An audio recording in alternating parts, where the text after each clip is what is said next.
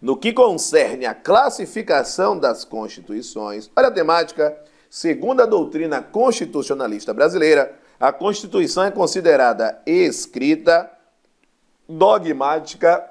Vamos fazer o seguinte? Vamos traçar a classificação? Fica mais fácil assim? Você vai anotar, hein? Pega esse caderno. Ei, tá conversando por quê? Pega esse caderno. Vamos lá, vamos copiar? Vamos nessa? Olha só. O que é que você tem que trazer?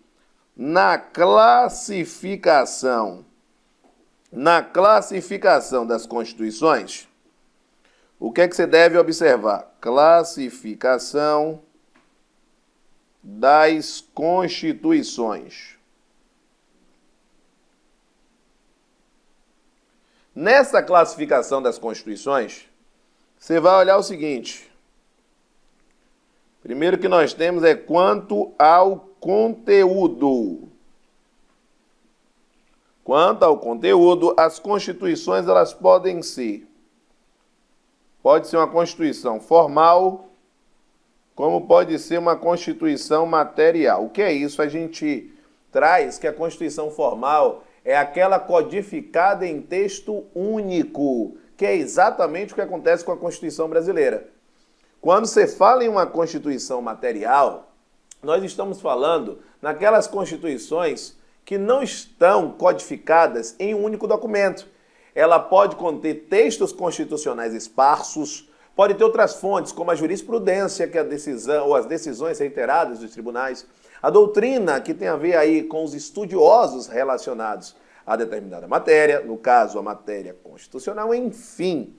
A ideia é justamente, não seria bem a doutrina, porque a doutrina acaba reforçando a ideia da jurisprudência, mas seriam textos constitucionais esparsos, jurisprudência e sim os costumes, tá certo? Beleza. No caso, a gente vai circular sempre a característica da Constituição brasileira. No caso, a Constituição ela é formal. Bom, o que é que nós temos ainda aí? 2. Quanto à forma. Quanto à forma, qual é a linha de raciocínio que você vai seguir? As constituições elas podem ser escritas, como elas podem ser não escritas. Escritas ou não escritas? Olha, se a Constituição brasileira ela está codificada em um texto único, automaticamente qual é a ideia? Que a Constituição brasileira ela se insere como uma Constituição escrita, tá certo? Constituição escrita. Lembrando sempre que a linha é obrigatória. Toda a Constituição formal ela é escrita. Toda a Constituição material é não escrita. Tá certo? Bom, seguindo aí a nossa linha de raciocínio, nós vamos ter o cenário de número 3 nessa classificação. Qual é o cenário de número 3? O cenário de número 3 é a ideia de quanto ao modo de elaboração. Quanto ao modo de elaboração. O que é que você vai checar?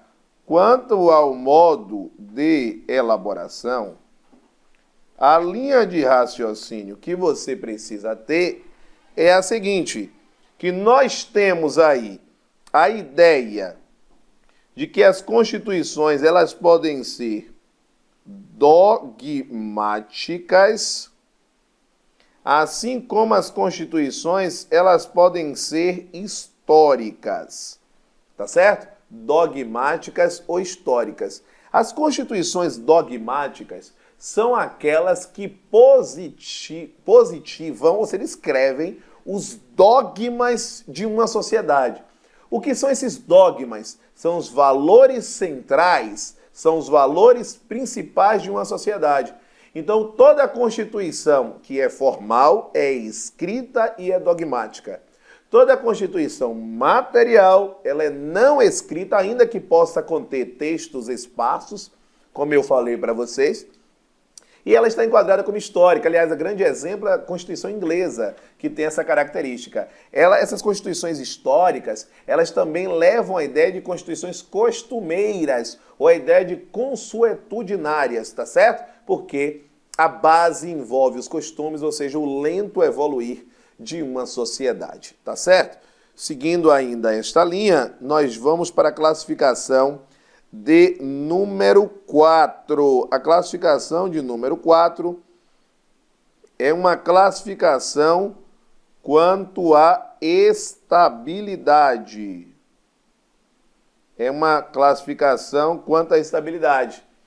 Esta classificação quanto à estabilidade nos remete à ideia de constituições rígidas, de constituições flexíveis, rígidas, flexíveis, como existe a possibilidade de constituições semirrígidas, que também pode aparecer como semiflexíveis. Como é que eu vou saber o enquadramento? Muito simples. Qual é a ideia? O processo de alteração. Então, a estabilidade tem a ver com a alteração do texto da Constituição. As constituições rígidas são aquelas que possuem um meio, ou seja, um processo de alteração mais dificultoso, ou seja, mais difícil do que as leis corriqueiras, das leis infraconstitucionais, seja lei ordinária ou complementar. É o caso justamente da Constituição brasileira, que para ser alterada precisa da aprovação em cada casa do Congresso Nacional, seja na Câmara, seja no Senado, em 2 turnos, e quando eu falo 2 turnos, eu estou falando 2 turnos em cada casa, portanto 4 turnos. E, para tanto, eu preciso da aprovação de 3/5 dos votos dos respectivos membros, em cada casa e em cada turno. Então, a Constituição brasileira ela se enquadra como rígida. A ideia contrária é uma Constituição flexível. Constituição flexível é aquela que tem o processo de alteração que é similar ao das leis comuns. Não é o caso da Constituição brasileira. E o que são constituições semirrígidas? Anotem aí, também podem ser chamadas de semiflexíveis. Essas constituições semirrígidas ou semiflexíveis, como é que elas aparecem? Elas estão subdivididas em um processo de alteração mais dificultoso e um processo de alteração menos dificultoso. Ou seja, uma parte é rígida e uma parte flexível. Isso aconteceu com a Constituição brasileira, a primeira delas, a Constituição do Império, a Constituição de 1824, tá certo? As constituições brasileiras, elas estão enquadradas como rígidas, mas é importante que você tenha essa noção de quando ela já foi semirrígida, tá bom? Seguindo aí a nossa linha de classificação, nós temos a classificação de número 5. Esta classificação de número 5 nos remete à classificação quanto à origem. Esta classificação quanto à origem, ela nos remete a constituições democráticas promulgadas ou ainda constituições denominadas de constituições populares. Essas constituições, elas advêm do que nós denominamos de Assembleia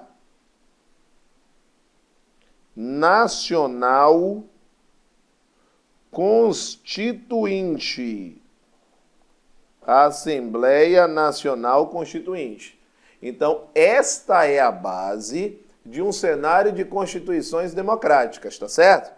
Bom, as constituições que não são democráticas são constituições outorgadas. Constituições outorgadas, gente, são aquelas impostas por um governante, tá certo? Elas são impostas. Então, elas seguem a linha contrária da ideia de uma democracia, beleza? Então, no caso, especificamente, eu acabei aí circulando quando não deveria, porque a gente só está circulando a característica da brasileira. Então a Constituição brasileira ela se insere como Constituição promulgada, beleza? Seguindo aí nossa linha de raciocínio, nós temos o item 6, que é a classificação quanto à extensão. Aí nós temos a classificação quanto à extensão para o seguinte cenário. A Constituição ela pode ser uma Constituição analítica ou prolixa. E do outro lado, nós temos a Constituição considerada como sintética ou concisa. Quando eu falo da Constituição sintética, qual é a ideia dela? A ideia é que ela apenas abarque o cenário das normas fundamentais do Estado. Ou seja, quais seriam essas normas fundamentais do Estado? Nós temos a ideia da organização do Estado,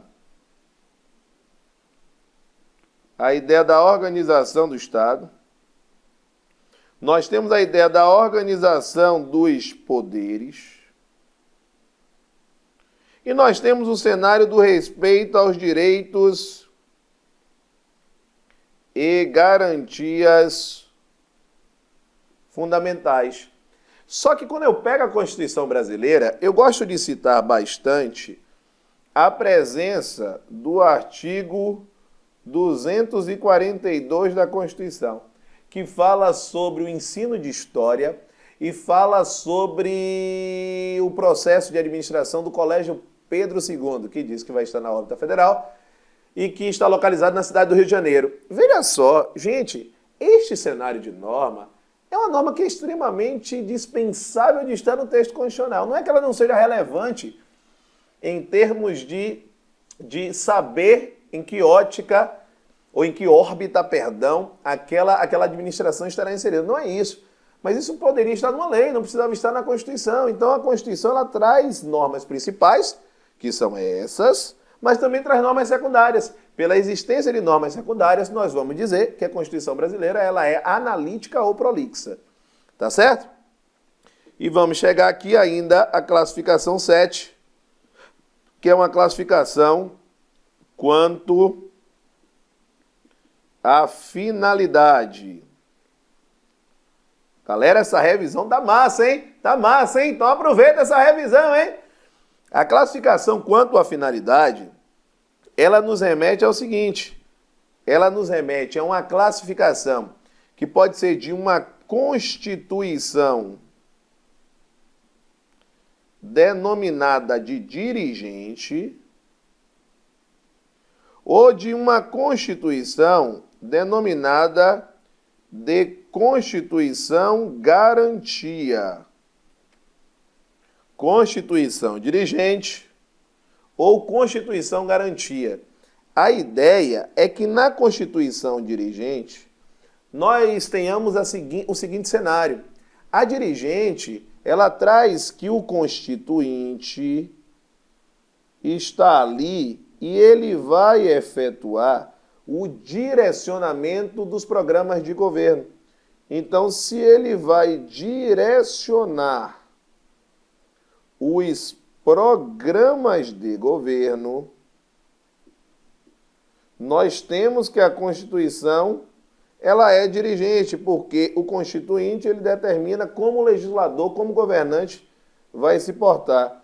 O grande exemplo é o artigo 3º da Constituição, que traça os objetivos fundamentais. Já a Constituição Garantia é uma Constituição que surge, sobretudo, no momento do Estado pós-absolutista. E o grande objetivo aqui é a limitação do poder estatal. Este é o foco. Limitação do poder do Estado. Com isso, nós traçamos muito bem o cenário das classificações para que a gente possa seguir aí na resolução das questões. Vamos nessa? Questão 16. Na classificação, só chamando a atenção que no caso, mais uma vez, vou tirar aqui da Constituição Brasileira, ela se enquadra como dirigente.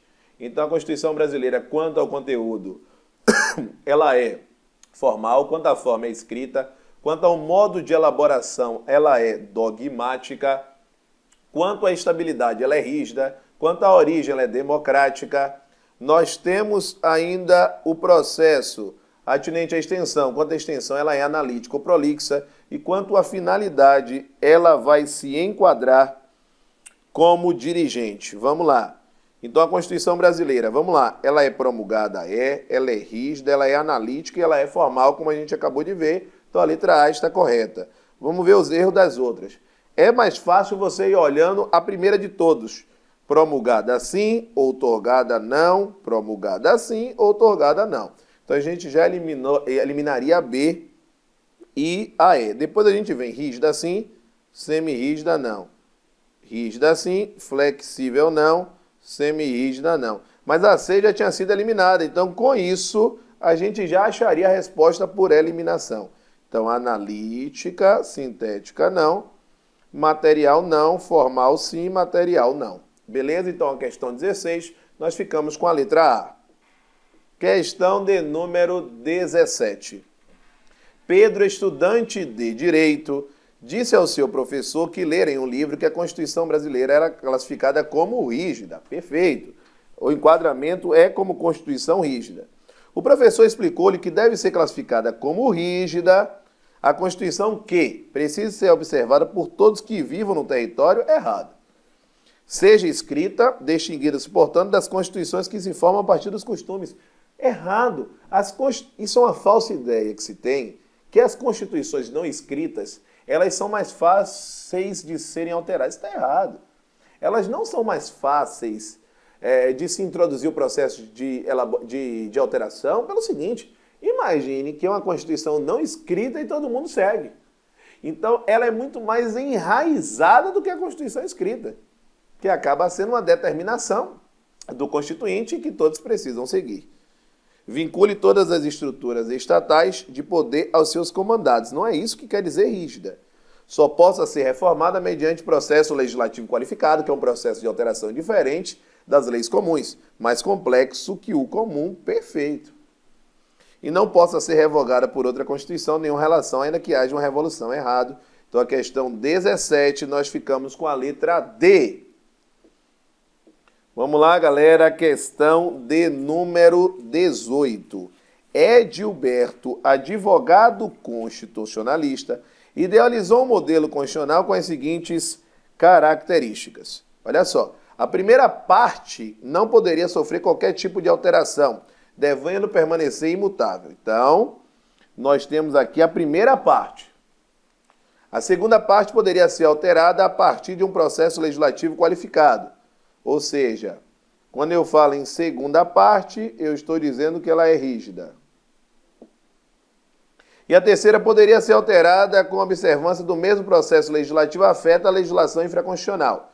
Então, automaticamente, eu estou dizendo que na terceira parte, ela é flexível. Então, veja que eu tenho uma Constituição que uma parte não muda, que é imutável, uma parte o processo é qualificado e outra parte o processo é comum. Claramente, eu estou diante de uma Constituição que está enquadrada como semi-rígida, porque possui várias faixas relacionadas ao processo de alteração. Então, vamos lá. À luz da classificação predominante das Constituições, é correto afirmar que uma Constituição dessa natureza seria classificada como claramente uma Constituição semi-rígida, beleza?